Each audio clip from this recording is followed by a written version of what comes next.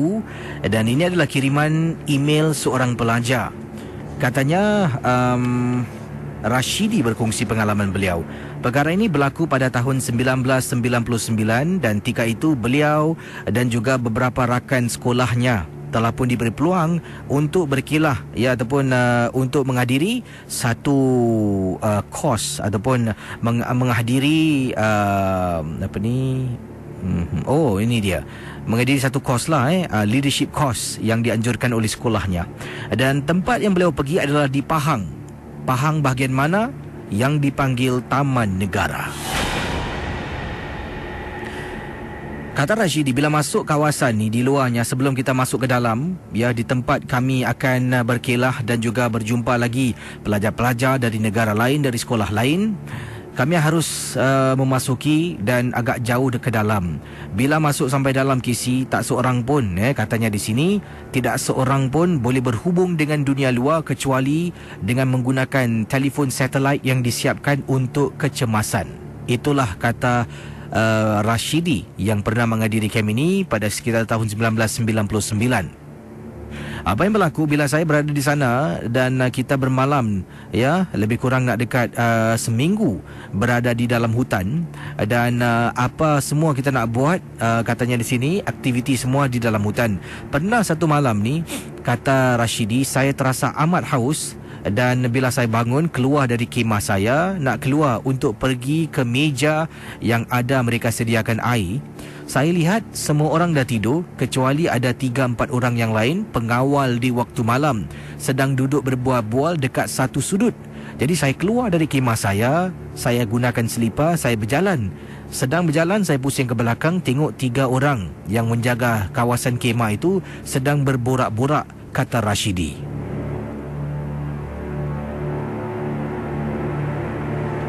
Bila sampai saja dekat meja yang saya nak ambil air, saya pun tuanglah air dan minum. Sedang saya minum, saya perasan sesuatu. Apa yang saya perasan ialah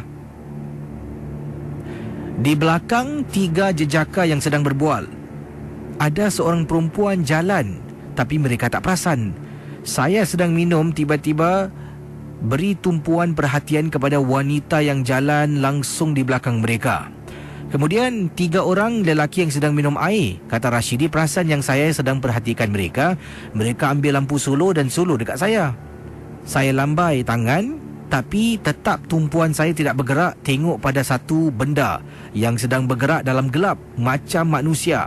Kasi bayangkan, di seluruh kawasan tempat kami berkemah tu tidak ada lampu kecuali lampu suluh, dan juga ada sedikit light stick yang dipatah-patahkan, diletak di keliling tent supaya di waktu malam kalau kita nak keluar berjalan, bolehlah nampak lihat lantai yang kita pijak, kata Rashidi. Bila mereka dah suluh-suluh dekat saya lambai-lambai. Mereka suluh-suluh lagi, saya lambai-lambai. Casey. Kemudian salah seorang dari mereka tunjuk-tunjuk. Saya sedang perhatikan belakang mereka, nampak ada benda makhluk tak tahu apa. Tiba-tiba Casey, kata Rashidi, saya sedang pegang cawan, di mulut saya minum air, saya bau pacai kuat sangat. Kemudian salah seorang dari mereka tunjuk. Saya baru faham. Rupa-rupanya mereka suluh-suluh tunjuk-tunjuk tu, dekat belakang saya ada sesuatu, Casey. Apalagi saya letak cawan tepi, dah meremang bulu roma sambil dapat bau pacai yang cukup kuat. Saya baca mulut komat kamit. Saya jalan terus masuk dalam kemah, zip, tidur sampailah ke pagi. Keesokan paginya, saya tanya 3 orang yang saya kenal yang jaga night duty di waktu malam. Kenapa semalam?